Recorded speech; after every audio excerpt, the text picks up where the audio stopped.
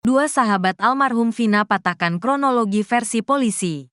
Dua sahabat almarhum Vina, Mega Lestari dan Widya Sari mengungkap keterangan yang mematahkan kronologi tewasnya Vina versi berita acara pemeriksaan BAP yang dilakukan polisi. Mega dan Widya mengungkap chat terakhirnya dengan Vina pada malam maut tanggal 27 Agustus tahun 2016 silam. Kesaksian yang tidak pernah didengar di pengadilan itu pun bersambut. Seorang pengacara yang dulunya mantan prajurit presiden terpilih semasa bertugas di Kopassus, Prabowo Subianto, siap membela keduanya. Kronologi terpatahkan, diketahui dalam BAP. Pada tanggal 27 Agustus tahun 2016 sekitar pukul 21 waktu Indonesia Barat, Vina, Eki, dan Liga Akbar melintasi Jalan Perjuangan Kota Cirebon, Jawa Barat. Sesampainya di depan SMP Negeri 11 Cirebon yang berada di Jalan Perjuangan Majasem, Jalan Saladara, 11 pemuda sudah menunggu mereka. Ke-11 orang itu tertulis dalam BAP saksi sebagai Hadi Saputra, Eka Sandi, Jaya, Supriyanto, Sudirman, Eko Ramadhani, Rivaldi Aditya, Saka Tatal, Andi, Dani, dan Pegi alias Perong. 11 orang tersebut melempari Eki, Vina, dan Liga dengan batu, tapi ketiganya terus melaju. Mereka mengejar Eki dan Vina dengan 4 motor hingga terjadi pemerkosaan dan pembunuhan. Lalu pukul 22.30 waktu Indonesia Barat, Eki ditemukan tewas sedangkan Vina terluka parah di flyover Talun. Kemudian ada warga yang melapor ke Polsek Talun. Dan saat dua petugas piket mendatangi lokasi kejadian, sudah banyak warga mengerubungi mereka. 8 tahun berlalu, dua sahabat Vina, Mega Lestari dan Widya Sari akhirnya buka suara ke media. Keterangan mereka mematahkan kronologi tewasnya Vina dan Eki versi polisi. Hadir sebagai narasumber di YouTube Diskursus.net, Widya dan Mega bercerita tentang detik-detik Vina dan Eki ditemukan tewas. Dua wanita asal Cirebon itu rupanya adalah orang terakhir yang berkomunikasi dengan Vina. Sebab di tanggal 27 Agustus tahun 2016 itu, Mega dan Widya sempat menjemput Vina di rumahnya di Desa Samadikun, Kecamatan Kejaksan, Kota Cirebon, Jawa Barat. Sabtu jam 12.30 kurang, si Mega ada di rumah saya karena menginap. Vina menghubungi saya lewat BBM. Jemput sih, kata Widi. Setelah diminta menjemput, Widya dan Mega pun menjemput Vina dan kembali ke rumah Widi sekira pukul 14.15. Selanjutnya pukul 15.30 WIB, Mega mengantar Vina ke kontrakan kakaknya, Marliana. Hal tersebut dilakukan Mega karena Vina memaksa minta diantar ke kontrakan kakaknya. Sekira jam 17 WIB, Mega yang hendak kembali ke rumah Widya bersama Vina pun mendadak berhenti di pinggir jalan. Saat itu motor Mega dicegat oleh Eki yang memberikan kode agar Vina mau mengobrol dengannya. Sampai bypass Vina nepuk aku. Mak berhenti. Itu ada Eki.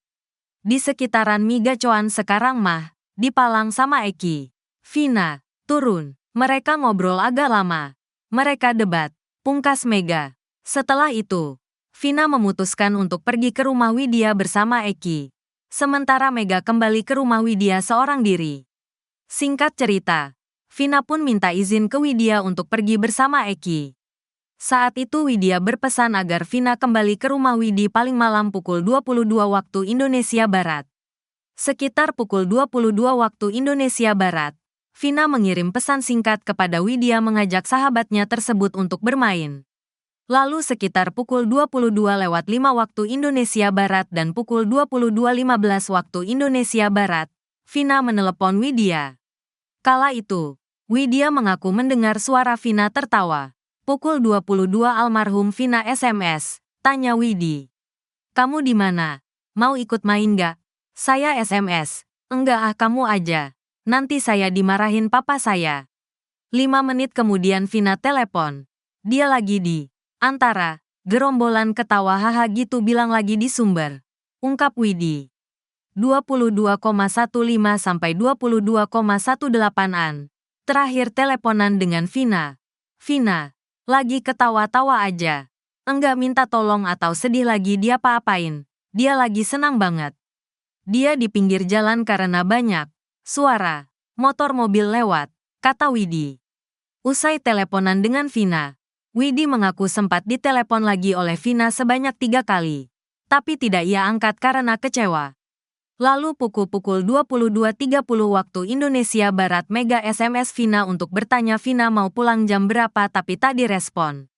Kala itu Mega dan Widi mengira Vina pulang ke rumahnya karena tak ada kabar. Hingga keesokan harinya, Mega dan Widi syok mendengar kabar Vina ditemukan tak bernyawa di Jembatan Talun. Ex-prajurit Prabowo siap membela. Mendengar kesaksian penting Widya dan Mega, host Diskursus Net yang juga pakar psikologi forensik, Reza Indragiri Amril, menantang Muchtar Effendi untuk mendampingi secara gratis alias pro bono. Muchtar sendiri sudah memahami kasus Vina karena sebelumnya membela Peggy Setiawan, korban salah tangkap oleh Polda Jawa Barat. Mau tidak seandainya dibutuhkan, Bapak mendampingi 2 orang yang punya informasi sangat berharga ini. Kalau Bapak punya kesanggupan untuk itu yang sekali lagi pro bono semata-mata demi tegaknya kepastian kemanfaatan dan keadilan plus kebenaran. Ayo Pak Muchtar Effendi hadir. Saya tantang untuk memberikan pendampingan, kata Reza. Mendengar tantangan itu, Muchtar pun menerimanya. Ia bersedia menjadi pengacara Widya dan Mega. Jawaban Muchtar diunggah di South Channel Diskursus Net, Minggu, tanggal 28 Juli tahun 2024. Kami terima tantangan itu dengan sepenuh hati, karena memang kami bertekad untuk selalu menegakkan hukum dan keadilan di negeri ini, kata Muchtar. Muchtar juga sudah berkomunikasi dengan Widya dan Mega, dan menerima kuasa secara lisan. Sampai saat ini pun kami dari kantor hukum Muchtar Effendi dan rekan sudah melakukan komunikasi yang intens dengan Ibu Mega dan Ibu Widi. Alhamdulillah mereka secara lisan sudah memberikan kuasanya ke abda kami, ujarnya. Mantan Kabareskrim Komjen Pol Purnawirawan Susno 2J meyakini jika Vina dan Eki tewas karena kecelakaan, bukan dibunuh. Ia pun menertawakan Purnawirawan polisi yang meyakini kalau Vina dan Eki tewas karena dibunuh. Bahkan Susno 2J menantang Purnawirawan itu apakah berani taruhan dengannya. Sebab diyakini Susno, kasus Vina dan Eki adalah kecelakaan, bukan pembunuhan. Di mana, kasus kecelakaan itu berada di wilayah hukum Polres Cirebon bukan Polres Cirebon Kota. Susno 2J pun akan memberikan uang hingga 15 juta rupiah jika ada yang bisa membuktikan bahwa itu adalah kasus pembunuhan. Menurutnya, hal itu harus dibuktikan dengan scientific crime investigation. Kemudian host Doni De Keiser, menyinggung soal adanya pensiunan Polri yang yakin bahwa kasus Vina adalah pembunuhan. Susno 2J pun tertawa mendengar itu, dan langsung memberikan tantangan. Namun menurut Doni, Purnawirawan itu kini sudah tidak muncul lagi di publik. Tidak diketahui siapa Purnawirawan Polri tersebut. Susno 2J juga menyinggung adanya Purnawirawan Polri yang menyindir dirinya. Menurutnya, pengertian mereka bahwa Susno 2J seharusnya membela Polri dengan cara menutupi kesalahan. Untuk itu, Susno 2J melindungi Polri dengan cara tidak menutupi kesalahan-kesalahan supaya polisi. Susno tidak mau jika harus membenarkan kesalahan yang dilakukan oleh polisi. Sementara itu, ada 2 purnawirawan polisi lain yang diwawancara oleh Nusantara TV terkait kasus Vina. Mereka adalah penasihat ahli Kapolri Irjen Pol, Purnawirawan, Arianto Sutadi, dan mantan Wakapolri Komjen Pol, Purnawirawan, O.E. Groseno. Keduanya sama-sama mempercayai kalau Vina dan Eki tewas karena dibunuh. Bahkan jika PK Sakatatal diterima, menurut dia, penyidik harus tetap mencari pembunuh yang sebenarnya. Bahkan ia masih meyakini kalau Vina dan Eki tewas karena dibunuh, bukan kecelakaan.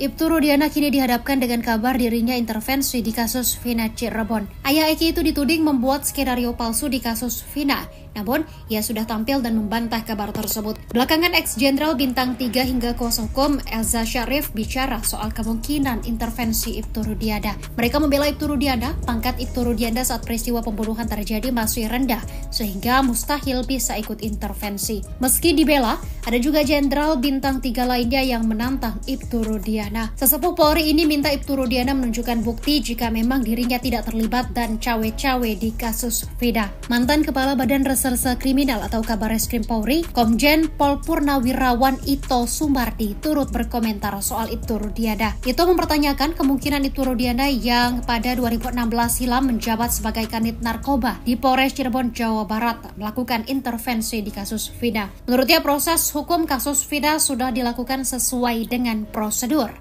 Mulai dari penetapan pasal 340 KUHP tentang pembunuhan berencana terhadap 8 pelaku hingga proses berita acara pemeriksaan atau BAP. Dari proses itu lantas mempertanyakan celah Ibtu Rudiana melakukan intervensi di kasus Vina. Padahal menurutnya, kasus itu hanya 3 hari ditangani Polres Cirebon. Setelahnya kasus diambil alih oleh Polda Jawa Barat. Hal ini untuk menghindari konflik kepentingan karena Ibtu Rudiana merupakan ayah Eki, korban yang juga tewas di kasus Vina. Oleh karena itu menegaskan bahwa perkara harus dibuktikan dalam persidangan.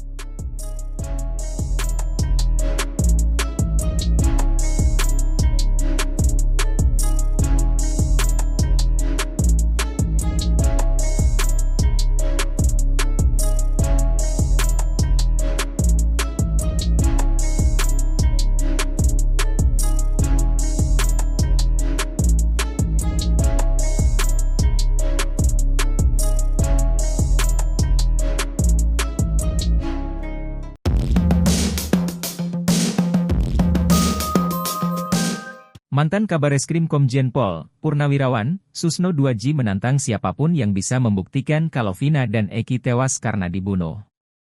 Sebab hingga saat ini Susno 2J masih meyakini kalau Vina dan Eki tewas akibat kecelakaan, bukan pembunuhan.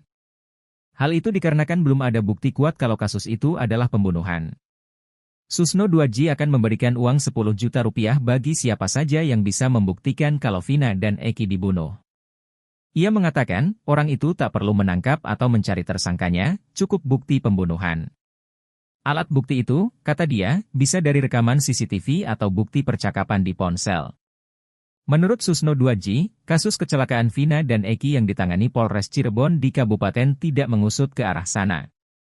Hal itu terlihat pada bukti-bukti yang ada di TKP penemuan Vina dan Eki pada malam kejadian.